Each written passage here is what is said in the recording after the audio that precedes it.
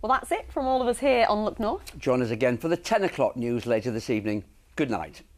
Thank you, Keely, my love. No worries. You know, there have been nearly 13,000 editions of Look North, and I presented very close to 9,000 of them.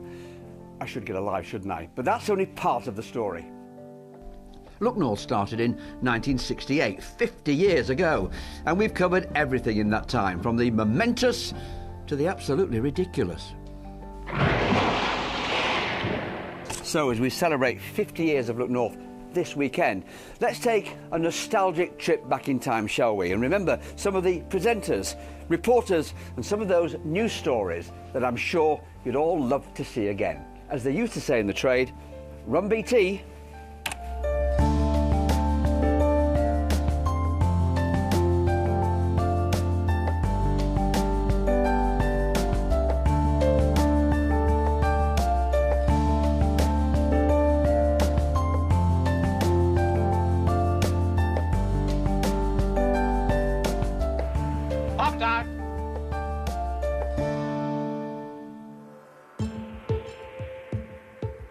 A church hall in Leeds is an unlikely place to start a TV station, but this is where it all began for Look North. News editor Bill Greaves was in charge of getting the programme on air, but the location was less than ideal. It was just an empty church with rubble and stuff all over the floor. And Bill said, okay, you've had your joke. Let's go and see the studio location. And there was a deathly moment where they said, Bill, this is it. It felt like a converted church hall, which is what it was. And we used to have to clear out quickly for the scouts on Tuesday nights, things like that, you know. And the equipment was dire. The BBC was trying to launch its news programme before ITV could transmit theirs. Up, Dad! BBC North from Leeds. 2, 1, on film. Stand by to cue, Barry. Line 1 next. And as the first episode of Look North loomed, the programme had a big story on its hands. We're coping. I see the breads eventually arrive, which people are crying out for more than anything else. Once again, York had flooded, but this time Look North's cameras were there. As the drama unfolded, David Seymour was sent to cover the story, but never having done any TV before, he was literally about to be thrown in at the deep end. You couldn't really make it up as a journalist, could you? But if you were making a television movie about starting a regional television operation, you'd say there must be floods in an ancient historic city. And this today was going to be my very first television broadcast. And looking at the water here, we wondered how we'd set about it. And there was a rescue boat just coming up to us there. And the cameraman said, "Get in the boat." He said, "When you're in the boat, I'll cue you." I got in the boat and I sat there. And the cameraman said, "Cue." I said, "Cue? Oh, that means me to speak." And you know, I didn't know what I was going to say, except that Bill Greaves had said the reporters were going to be the presenters of the programme. So I thought, well, I better introduce this new output by the BBC for the first time, bespoke for Yorkshire. Good evening from the new Look North from our new Leeds studios. It was on a plate. There was stuff floating down the river at York, but we'd floated a programme on that same flood. We'd got on air. Well, the situation in Bean Street now is getting rather congested, as you can see, with boats everywhere. The police force, they've got about 30 officers. In fact, York today is looking almost like a little Venice. The floods had got Look North off to a cracking start. Yorkshire voices were heard on the telly that night. What's it like inside? Well, it's well above the skirting boards, about 2.5 feet inside, you know. It's on the stairs and you can't get down, you know. Elsewhere in the first programme, the new Tinsley Viaduct on the M1 made an appearance, and Barry Chambers reported on the East Coast fishing fleet. The union have suggested an age limit of 17 for any boy who goes out distant water fishing. And Eddie Waring popped up with the latest on horse racing from Middleham. There are more acres in Yorkshire than there are letters in the Bible. Away they go. The racing hounds are one of the North's oddest sports. Look North was soon firmly established on the TV schedule, but it was all very different in those days. Presenters sometimes enjoyed a crafty fag whilst reading the news. Times may have changed, but the diet of stories has stayed the same. Never mind the beast from the east, we've been covering extreme weather stories for 5 decades. Come on, wake up, Hudson. According to my weather app, it's going to be sunny and cold today. What's been the biggest weather event you've covered? Extraordinary extremes of every variety. I mean, the one that strikes me and strikes you probably is the most recent one, the December of 2010, and that month turned out to be the coldest December since 1890. So a remarkable departure from a series of winters that had turned increasingly mild. But the drought of 95 really sticks in the memory. You know, this was when they were bringing tankers of water from Kielder Reservoir in Northumberland and pumping it into Eckert Reservoir in Leeds because they thought Leeds was going to run out of water. You've had a few reincarnations, haven't you? One likes to keep up with events. Well, I started off with those ridiculous coloured jackets. They were very popular. I had 16 colours at one point. 16? Yeah, and I've still got them upstairs, Harry. When I first started on Look North, it was a weather caption. Brian Baines was in the corner and he used to bring out this children's weather caption. It's gone a long way since then, hasn't it? Yeah, and did you tell me that even when you first started doing a weather presenter, it was on Friday only? Friday only, had a full-time presenter. I remember Alan Dorwood, Forward with Dorwood. Yeah. It's been miserable today. Alan, is it going to improve? Well, it's been a rather very unsettled week, in fact, but the prospect for Sunday a little bit better, but only a little bit. It's changed enormously, and of course the children's pictures, which were massively popular, that's morphed into viewers' pictures. The technology's moved on, but the impact of bad weather is still the same. Remember 2007?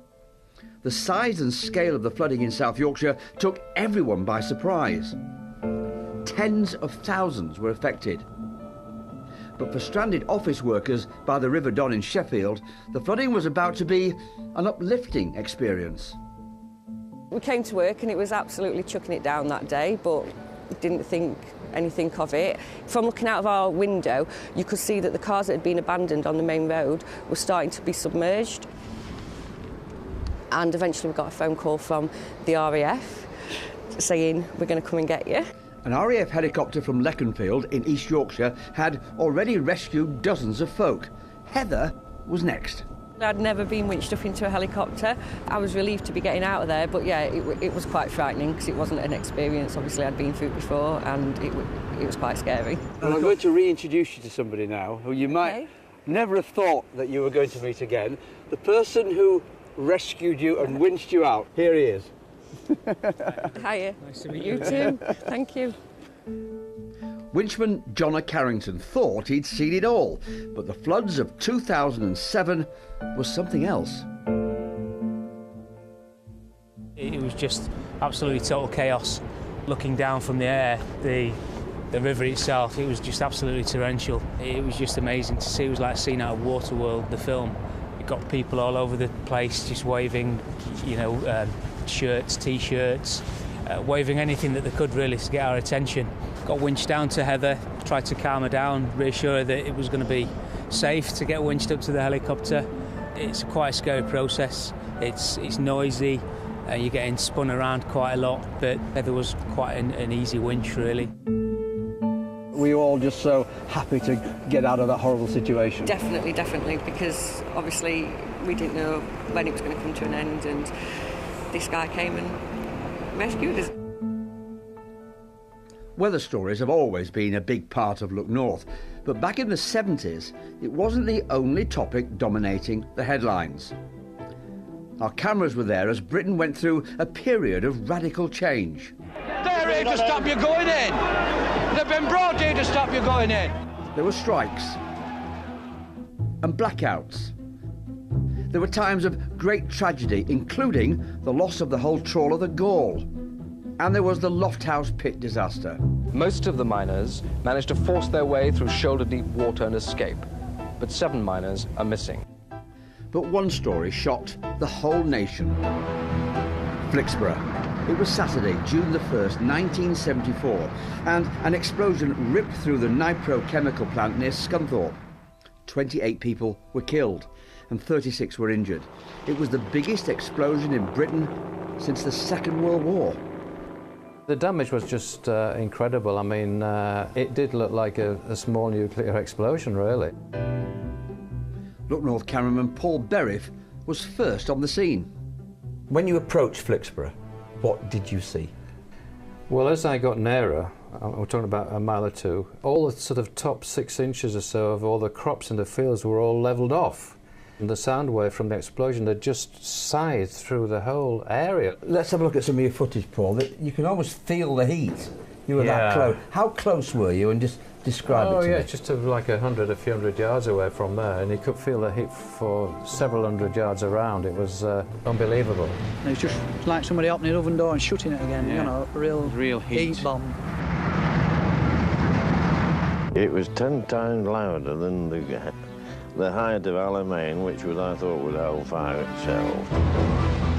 The footage is remarkable. Paul was at the very heart of a disaster that was unfolding before his eyes. So come on, explain this. You're filming, everyone else is running away. What's all about? No, this is the point. They'd just blown the whistle and everybody was fleeing out of the area, saying, get out of the area, get out of the area, it's going to go again. And then everybody started to run towards us, so I stayed where I was, panned the shot round with them, to see in the distance, in the crowd running away, my sound recordist as well. You were frightened? No. You're apprehensive, of course, and you're just watching in something like Flixborough in case it explodes again, and there's volatile materials there. So I'm still trying to record the events, because afterwards it's these pictures that, you know, they use in inquiries. Flixborough dominated the news for weeks. After the explosion came the aftermath, as the shell-shocked residents picked up the pieces. Is this your house? Yeah, it was, yeah. Was. It's like a nightmare. The images and reporting from Flixborough reflected on a terrible tragedy for the community. Look North later won a Royal Television Society Award for its coverage.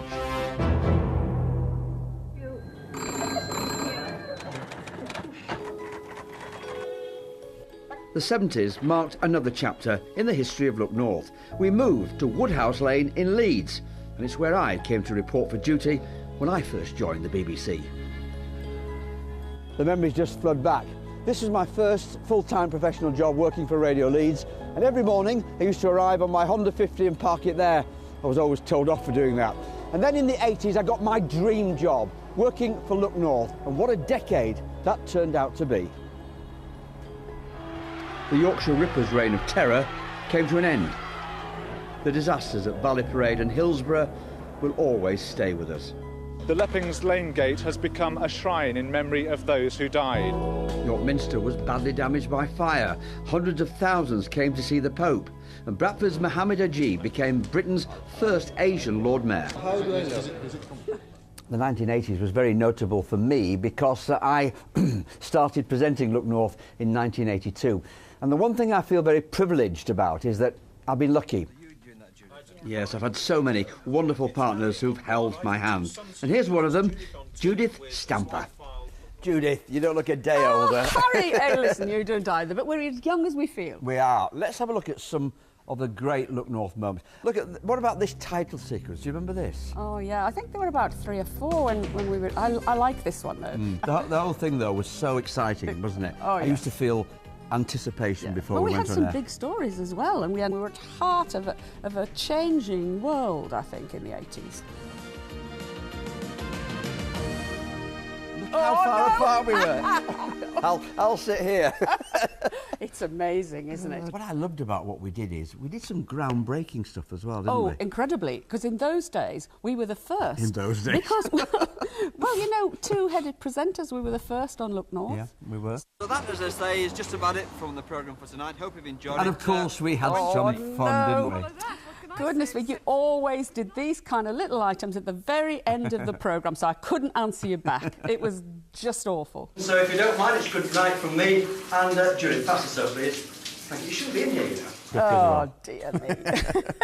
Oh, no! Rick no! Mail. Rick Mail. This is still the piece that goes down as far as, you know, one of the great moments of Look North television. I'm going to do the one thing that every man in Yorkshire wants to do.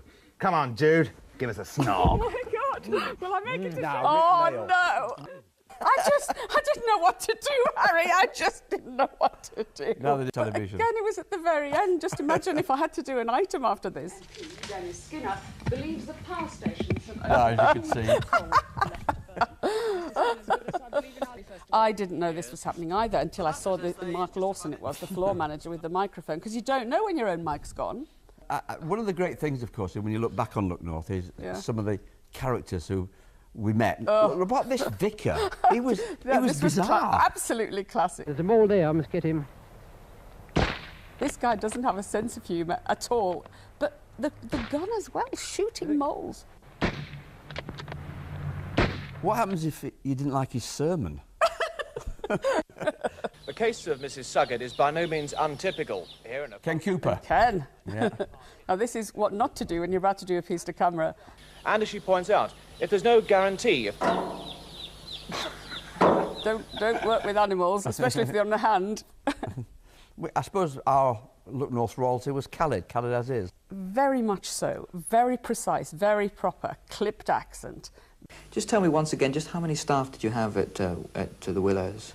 There was always one great story about him loving and insisting on having Darjeeling tea. Oh, in a gold cup. Yeah, and one of the film editors, Mike Denby, who was a great character, changed it for Brook Bond PG tip, and he did not know the difference. I loved it. I love that. 3 of the other 5 officers on trial were also cleared for...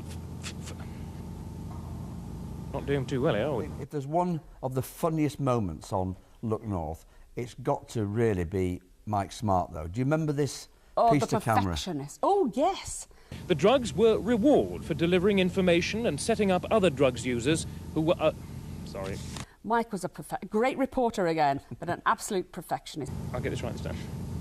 I like to get these first in. This is why I think he often took 10, 12 times to do a piece to camera, because he wanted to get it right. Dunsmore was said to have pressed cannabis supplied by 2 of the defendants into the hand of a 22-year-old pop fan who... Oh, now I can't...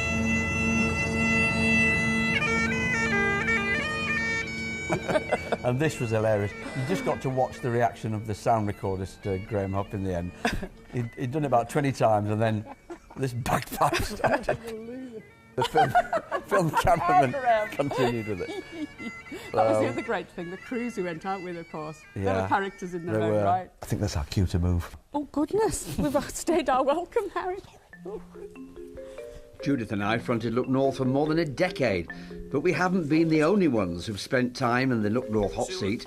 See if you remember these faces. Jimmy Rudd, what a magnificent player he was. Michael Cook was a regular on our screens in the 70s. Now the regional news. Good afternoon. Later on, Sue Wilkins did her fair share of fronting the programme. The Home Secretary, Kenneth Baker, telephoned... Mike McCarthy moved from reporting in the field to becoming the main Look North presenter. Police say efforts to improve the image of the force are working. OK, get that racing line, girl. Claire Frisbee was our daredevil. And Damien Johnson was our sports guy. Who can forget Krista? She fronted Look North with me for more than 10 years. And these days, there's our Amy, my co-presenter and tandem partner. There's only been a very small number of people who have actually sat in front of the Look North cameras on the sofa and presented Look North. So, can you imagine what was going through their mind on their first ever night? It was a daunting experience.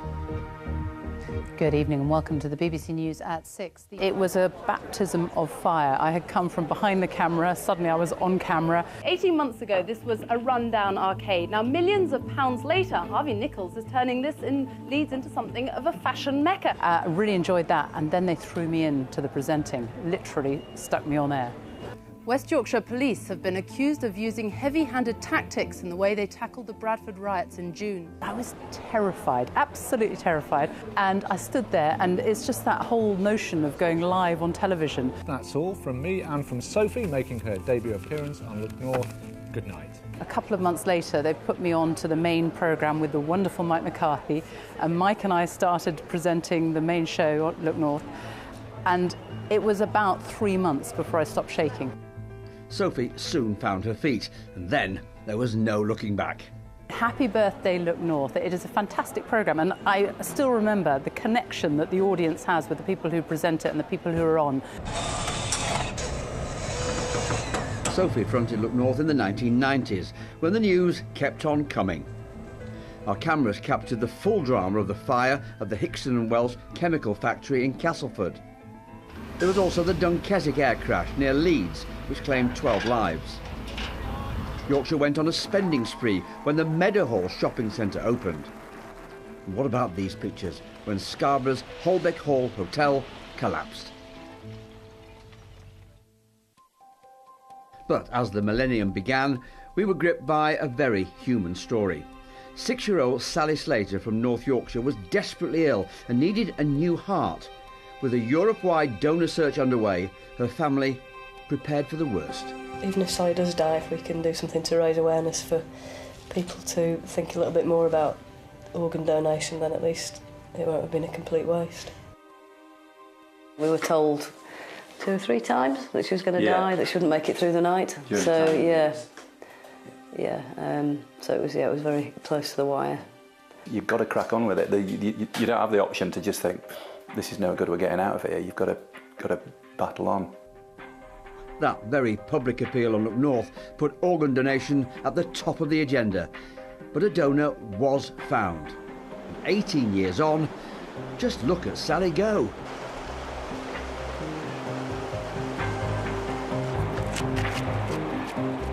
I'm incredibly grateful for the generosity of what another family has given me and allowed me to do. I think they've made the ultimate sacrifice and given me the ultimate gift.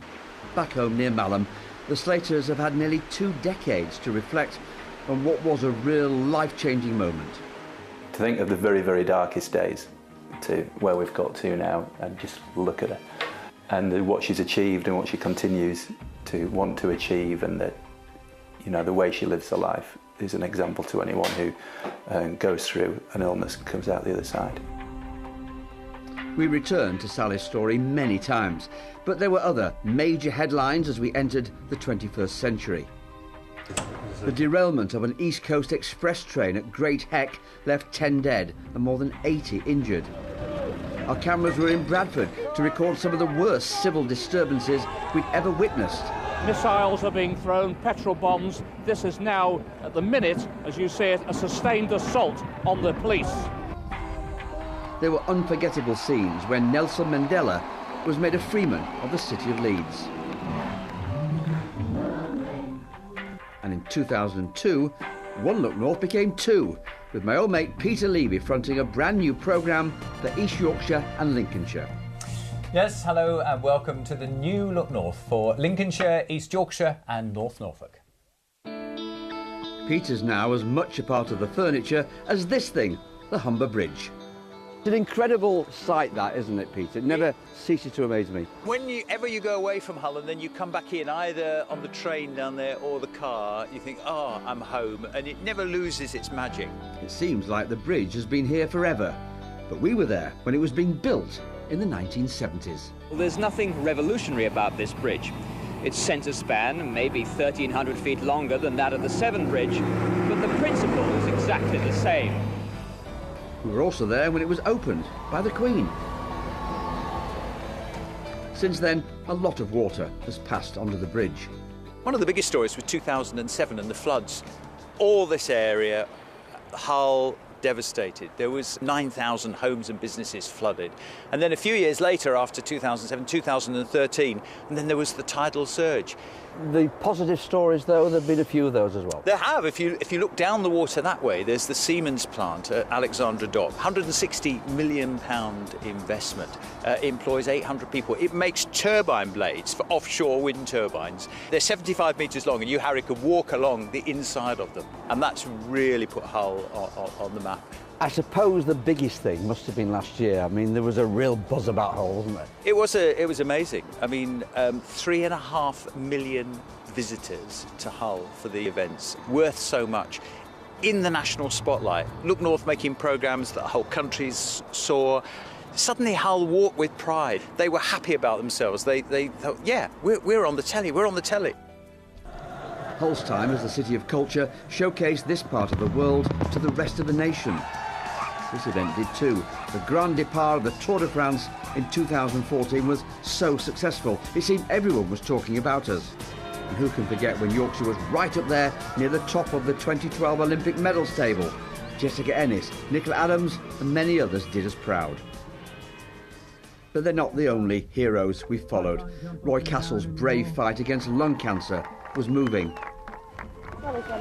Jane Tomlinson's courage was humbling, and her legacy lives on. But there's one Yorkshire hero who is inspirational as far as thousands of Look North viewers are concerned. And the one thing they always ask is, what is he doing next? I thought we'd find out.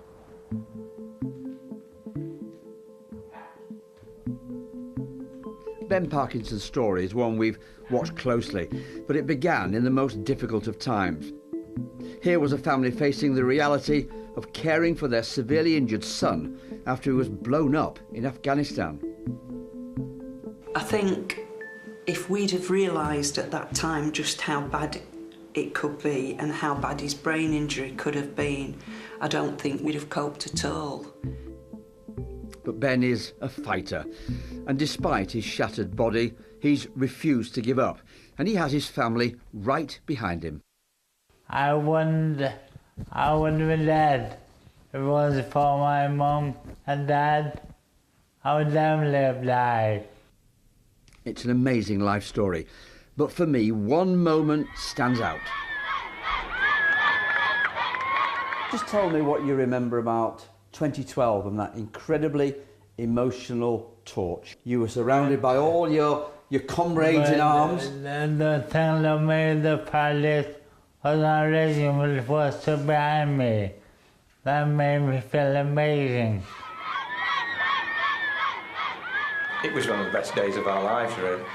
It all sort of sprung up from nowhere. We expected a fair crowd, just because it was the Olympic torch.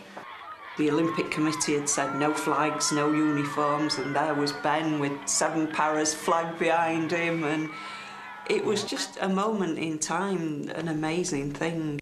Up next for Ben is a trip to the Arctic and his singular determination to walk again.